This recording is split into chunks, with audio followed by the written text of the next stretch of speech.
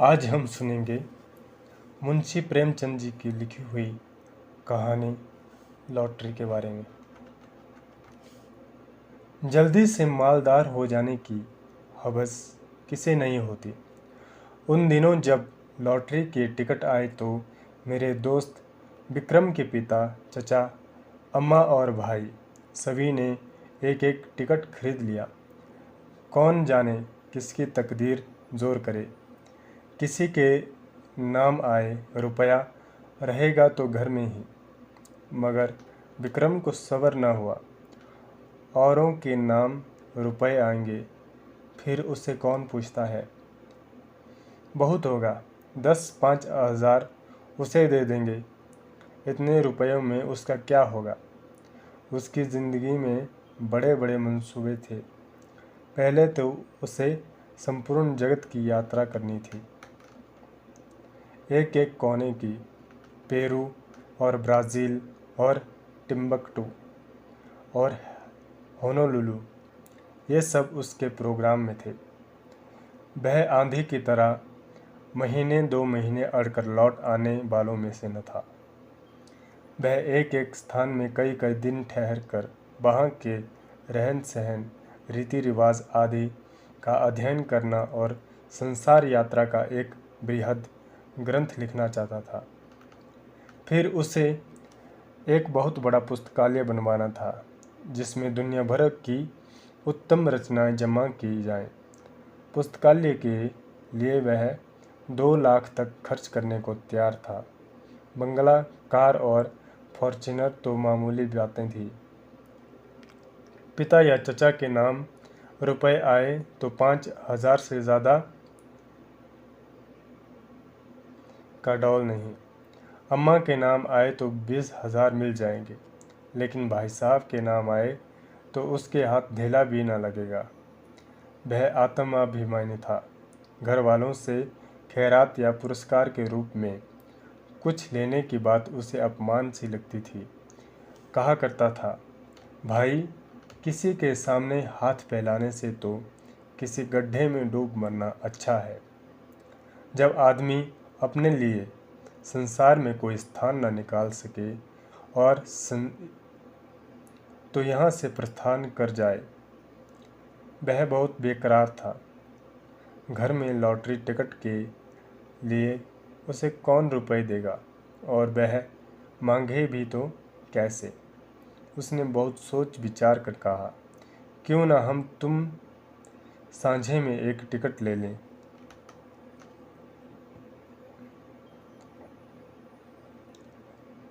तजवीज़ मुझे भी पसंद आई। मैं उन दिनों स्कूल मास्टर था। 20 रुपए मिलते थे। उसमें बड़ी मुश्किल से गुजर होती थी। 10 रुपए का टिकट खरीदना मेरे लिए सफ़ेद हाथी खरीदना था।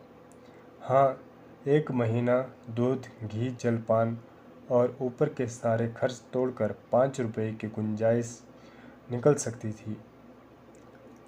फिर भी जी डरता था, कहीं से कोई बलाई रकम मिल जाए तो कुछ हिम्मत बढ़े। विक्रम ने कहा, कहो तो अपनी अंगूठी बेच डालूं। कह दूंगा उंगली से फिसल पड़ी। अंगूठी 10 रुपए से कम न थी। उसमें पूरा टिकट आ सकता था। अगर कुछ खर्च किए बिना ही टिकट में आधा साझा हुआ जाता है तो क्या बुरा है। सहसा विक्रम फिर बोला, लेकिन भाई, तुम्हें नकद देने पड़ेंगे। मैं 5 रुपए नकद लिए बगैर साझा न करूँगा। अब मुझे औचित्य का ध्यान आ गया। बोला, नहीं दोस्त, ये बुरी लत है। चोरी खुल जाएगी तो शर्मिंदा होना पड़ेगा, और तुम्हारे साथ मुझ पर भी डांट पड़ेगी। आखिरी ये तय हुआ कि पुरानी किताबें किसी सेकंड हैंड किताबों की दुकान पर बेच डाली जाए और उस रुपए से टिकट लिया जाए। किताबों से ज़्यादा बेज़रूरत हमारे पास और कोई चीज़ न थी। हम दोनों साथ ही मैट्रिक पास हुए थे, और यही देखकर कि जिन्होंने डिग्रियां लीं अपनी आंखें फोड़ी और अपने घर के रुपए बर्बाद किए। वह भी जूतियां चटका रहे थे। हमने वही हाल्ट कर दिया। मैं स्कूल मास्टर हो गया और विक्रम मास्टर गश्ती करने लगा। हमारी पुरानी पुस्तकें अब दिमकों के सिवा हमारे किसी काम की नहीं थी। हमसे जितना चाटा उनका सत्य निकाला। अब चूहे चाटें या दिमक, हमें परवाह न थी।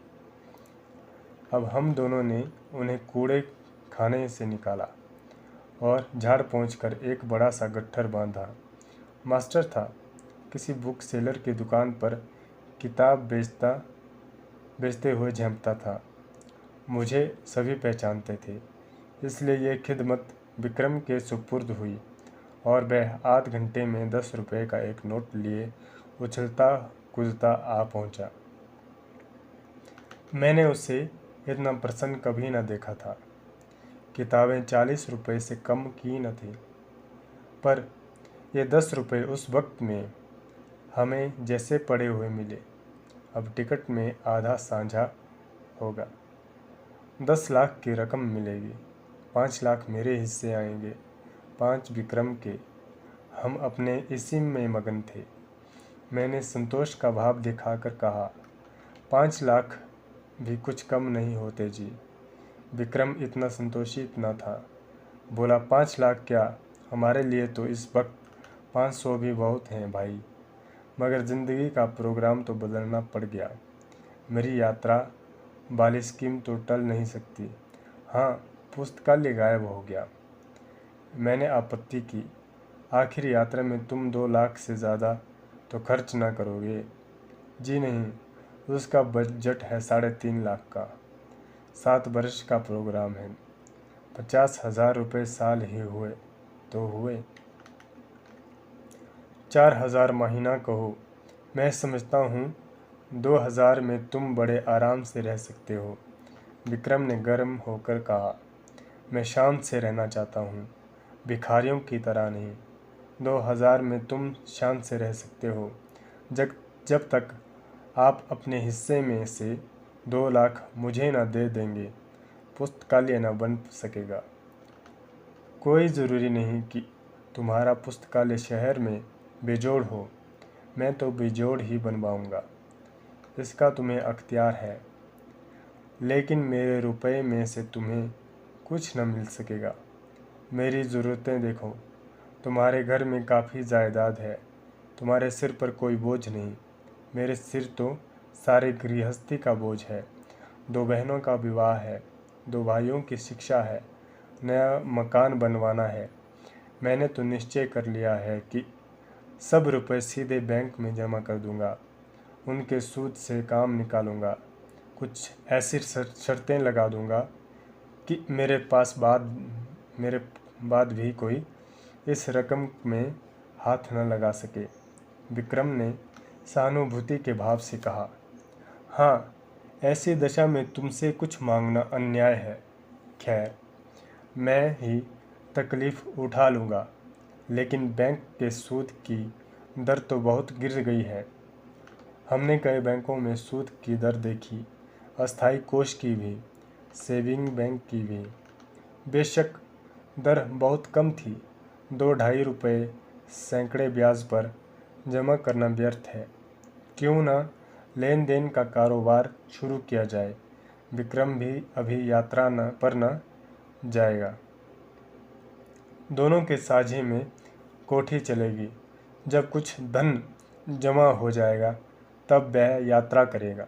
लेन देन में सूद भी अच्छा मिलेगा और अपना रोब दाब भी रहेगा। हाँ, जब तक अब अच्छी ज़मानत न हो, किसी को रुपये न देना चाहिए, चाहे असामी कितना ही मातबर हो क्यों न हो। और ज़मानत पर रुपये दे ही क्यों, जायदाद रहन लिखाकर रुपये देंगे, फिर तो कोई खटका न रहेगा। ये मंजिल भी तय हुई। अब ये प्रश्न उठा कि टिकट पर किसका नाम रहे। विक्रम ने अपना नाम रखने के लिए बड़ा आग्रह किया। अगर उसका नाम न रहा तो वह टिकट ही न लेगा। मैंने कोई उपाय न देखकर मंजूर कर लिया और बिना किसी लिखा पढ़ी के, जिससे आगे चलकर मुझे बड़ी परेशानी हुई।